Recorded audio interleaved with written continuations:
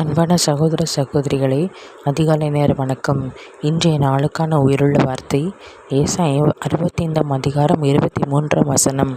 அவர்கள் விதமாக உழைப்பதில்லை, அவர்கள் துன்பம் உண்டாக பிள்ளைகளை பெறுவதும் இல்லை.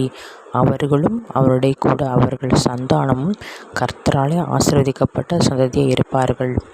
இந்த கருக்குள்ள பட்டயமான தேவனுடைய மதுரமான வார்த்தையை கேட்டுக்கொண்டிருக்கிற தேவ ஜனங்களே, கர்த்தர் நம்மளுக்கு பிள்ளைகளை ஆசீர்வதிக்கப்பட்ட பிள்ளைகளை கொடுத்திருக்கிறார். அந்த பிள்ளைகள் ஒளிமர கன்று போல வளருவார்கள், செழித்தோங்கி இருப்பார்கள். மலை மேல் இருக்கிற பட்டணம் போல செழித்தோங்கி இருப்பார்கள். நம் பிள்ளைகளை பார்க்கும்போது நீ ஆசீர்வாதமாக இருப்பாய், நீ கொடுத்த கன்றுகளை போல் வளருவாய், நீ நல்லா படிப்ப, நீ நல்லா உயர்வ, கர்த்தரால் ஆசீர்வதிக்கப்பட்ட சந்தை என்று உன் சந்தை அழைக்கப்படும் என்று நாம் பிள்ளைகளை வாழ்த்த வேண்டும். மாறாக நாம் பிள்ளைகளை சபிக்கக்கூடாது, பிள்ளைகளை தகாத வார்த்தைகளால் நாம் திட்டக்கூடாது, சபிக்கக்கூடாது. அந்த வார்த்தையே பிள்ளைகளுடைய ஆசீர்வாதத்தை தடுத்துவிடும். உங்களுக்காக நான் ஜெபிக்கிறேன்.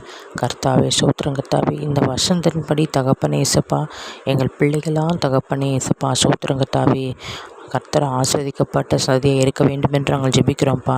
எங்கள் பிள்ளைகளாம் தகப்பனே இயேசப்பா, கர்த்தரால் போதிக்கப்பட்டு இருக்கணும் தகப்பனே இயேசப்பா. அவங்க சமாதானம் பெரிதாக இருக்கும்படி நாங்கள் ஜெபிக்கிறோம்ப்பா. ஆண்டவர், இந்த சமாதானத்தை ஒருவனாலும் குலைத்து போட முடியாதப்பா. ஆண்டவரே இயேசப்பா, சகல எழுத்திலும் ஞானத்திலும் அறிவையும் சாமர்த்தியம் நீங்கள் கொடுத்துருக்கீங்க பிள்ளைகளுக்கு. ஆண்டவரே, இந்த பிள்ளைகள் தகப்பனே இயேசப்பா நல்லா ஜெபிக்கிற, துதிக்கிற, ஆராதிக்கிற, பரிசுத்த வேதம் தியானிக்கிற பிள்ளைகளாக வர்றோம்ப்பா. நம்முடைய பரிசுத்த தகப்பன் நித்திய ஜீவனுக்கு தகப்பனே எங்கள் பிள்ளைகளை பங்குள்ளாக இருக்கும்படி எங்கள் பிள்ளைகளை ஒவ்வொருத்தரையும் ஆசீர்வதிங்க ராஜா. மீட்பெரும் இரட்சகன் மக்கள் இயேசு கிறிஸ்துவின் நாமத்தில் ஜெபிக்கிறேன் என் ஜீவன் நல்ல தகப்பனே. ஆமேன்.